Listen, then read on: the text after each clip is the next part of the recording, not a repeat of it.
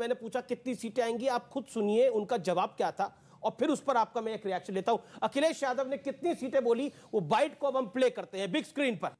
अखिलेश जी, कितने दूर और कितने पास, इस सेशन का नाम यह है, आप साइकिल चला रहे हैं, आप देख रहे हैं, और कितने दूर हैं और कितने पास है, क्या नंबर है, फाइनल नंबर? अखिलेश यादव जी। मैंने पहले दिन से कहा और फिर कह रहा हूं मैं जी। और आप देखेंगे आने वाले दिनों में जी कि हो सकता है उत्तर प्रदेश की जनता समाजवादी पार्टी के साथ जितने गठबंधन है मिलकर के 400 सीटें भी जीत जाएं। 400 सीटें जीत जाए। 400 सीटें, और इसलिए बोल रहा हूं मैं। तो बीजेपी के लिए आप 25 छोड़ रहे हैं, कितनी छोड़ रहे हैं बीजेपी के लिए? 3 सीटें बीजेपी की आएंगी विपक्ष के लिए। विपक्ष के लिए अब विपक्ष तय कर ले कितनी चाहिए उनको। आप दोनों मुस्कुरा रहे हैं। आपको लगता है ये मानसिक रूप से संतुलित व्यक्ति का बयान है? क्यों, मतलब कॉन्फिडेंस किसी को हो सकता है? अरे भैया, मतलब शब्द हो गया, मतलब स्पीचलेस। हमको ये समझ में नहीं आ रहा है कि ये अखिलेश जी, देखो अखिलेश कोई भी व्यक्ति अगर ऐसा बात करे कि 403 सीट में 400 हम ही को आ रही है, तो इसका मतलब है कि इसके बाद अब प्रचार की जरूरत नहीं है। उत्तर प्रदेश की जनता समझ चुकी है कि who is best for Uttar Pradesh. आप लोग मुस्कुरा रहे थे जब वो अखिलेश जी बोल रहे थे। मैं शॉक्ड हो गया। मतलब होता है ना कि एक आदमी, इसको तो हम मत्स्य कांड से वापस बुलाए थे, चला गया था कहीं और। मैंने इसलिए कहा देखो संभाल के, मैंने पकड़ा इनको, मैं जानता हूँ। देखो ये आपने अच्छा कांड भी करते हैं? नहीं, कांड तो बहुत किए हैं, लेकिन मत्स्य कांड अभी कर रहे हैं, लेकिन इनसे कम किए हैं, ये बड़े वाले हैं, हम छोटे वाले हैं। नहीं, हमारे हर कांड जो है वो समाज को कुछ न कुछ दिशा दिखाने वाले। अब इसके बाद हम लोगों को कुछ कहने की आवश्यकता नहीं। अभी तो इसके बाद और भी हुए हैं, कहीं इंटरव्यू में जा रहे हैं, पत्रकार से झगड़ा कर लिए, कहीं गए हैं, मैंने आपको भी देखा, वो आधा टाइम तो आपको ईमानदारी का सर्टिफिकेट दे रहे थे कि आप बहुत ईमानदार है, क्योंकि उनको पता है कि कहीं वो इधर उधर से न छू दे, जिसका वो जवाब नहीं दे पाए, गुस्सा होंगे। इस देश के अंदर बात होती है राहुल गांधी की, बात होती है जयंत चौधरी की, बात होती है अखिलेश यादव की, बात होती है युवाओं की। हालांकि मैं आप दोनों की उम्र आपसे नहीं पूछूंगा कि आप दोनों की उम्र क्या है, लेकिन आपका जन्मदिन भी 16.5 के। अच्छा, ये 16.5 के, तो आप कितने के हुए? 17.25। 17.25।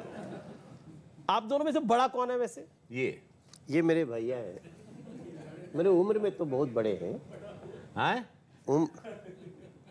अरे उम्र में हमसे बड़े हो ना। कब से तुम चौकिया था, माई का गाना गाते थे, तब हम गंगा जी में वहां पे डुबकी लगाते थे, हम इतने छोटे थे। तुम्हारा गाना हम तुमको तब सुने थे। अच्छा, ये कोई बात नहीं, वैसे हमसे ये 6 साल बड़े हैं। कहाँ से? कान से? अच्छा, ये सवाल आप छोड़ ही दीजिए, वरना इंटरव्यू इधर ही। हाँ यार, मालूम पड़ा पूरा, समझ रहे हो? नहीं, पर एक बार आज डिसाइड तो कर लीजिए कौन बड़ा कौन छोटा। नहीं देखिए, इस वक्त इनको मैं सम्मान से बड़ा भाई मानता हूँ। कौन हम बड़े, आज से हम बड़े हो जाए ना, इसे का कैले बड़ा कि बड़ा हो जाएगा। तो हम कह ही रहे हैं कि तू हमसे बड़े हो। देखो पूरा इंटरव्यू ना, पूरा भी उत्तर प्रदेश का चुनाव माहौल गरमाया हुआ, बच्चा बच्चा बोल रहा है चप्पा चप्पा भाजपा। लेकिन एक बात आपको बोले जी, मैंने रवि का स्ट्रगल भी देखा है। आपने गरीब कहा ना, आप अंदर जाइएगा, ये व्यक्ति जो यहाँ बैठा है, जो गोरखपुर का सांसद है, मेरा भाई है, बड़ा भाई। हम लोग की अलग एक सिनेमा का जो राइवलरी है वो तो रहेगा ही, हमको अपना सिनेमा हिट करना, हमको अपना काम, इनको अपना हिट करना है। लेकिन ये व्यक्ति दूध बेचने तक का भी काम किया मुंबई में खड़ा होने से। मैं इसीलिए ये सवाल पूछ रहा था कि आप कि ऐसा नहीं है कि, और मैं व्यूअर्स को भी कहना चाहता हूं, आप लोग जो युवा लोग इस समय इस कार्यक्रम को देख रहे हैं, ये आप अभी देखेंगे, सोशल मीडिया के माध्यम से बहुत बारी देखेंगे,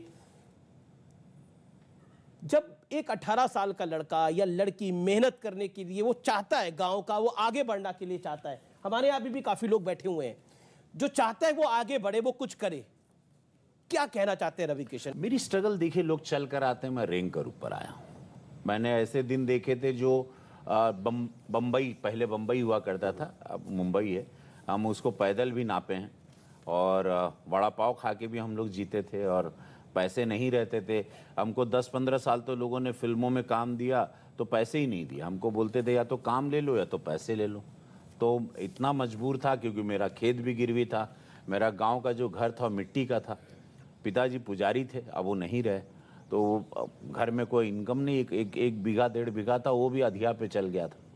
तो एक लड़ाई थी, लेकिन मुझे था कि मुझे लेकिन मैंने पता ये था। सुना है, अब ये कितना सच है आप बताइए। ये आपके बारे में बहुत कहा जाता है कि जब आपने अपने फादर को बताया, अपने पिताजी को बताया कि आप एक्टर बनना चाहते हैं, तो उन्होंने बेल्ट से पीटा था आपको। हाँ, उनके पास एक चमड़े का बेल्ट था, उनको बोला नचनिया बन बे, तो उन्होंने बहुत मारा था हमको, क्योंकि उस वक्त बड़ा इसको बुरा मानते थे। अब तो बड़ा सम्मान से अब सारे बड़े घर के बच्चे सिनेमा इंडस्ट्री में, सिंगिंग में और हर कला के क्षेत्र में, पहले इसको बहुत अपमान मानते थे कि एक आदमी, और वो भी खासकर पुजारी का लड़का, तो एक उसका था। लेकिन आज वही पिताजी के नाम पे गांव में गेट बन गया, हम 3-4 किलोमीटर सड़क अभी उनकी पुण्यतिथि पे दिए, तो आज सारी चीजें बहुत आज सम्मान। ये जो लास्ट बात इन्होंने बताया ना, इसका एक बड़ा कंसर्न है उत्तर प्रदेश, बिहार, ये सब क्षेत्र से लेके, क्योंकि हम लोग जब सिनेमा किए हैं तो हम लोगों ने मात्र सिनेमा ही नहीं किया, हमने मैसेज दिया कि आप अपने घर से टैलेंट को आगे आने दो, लड़का ही नहीं लड़कियों को भी आने दो। कितने लोगों को समझाया,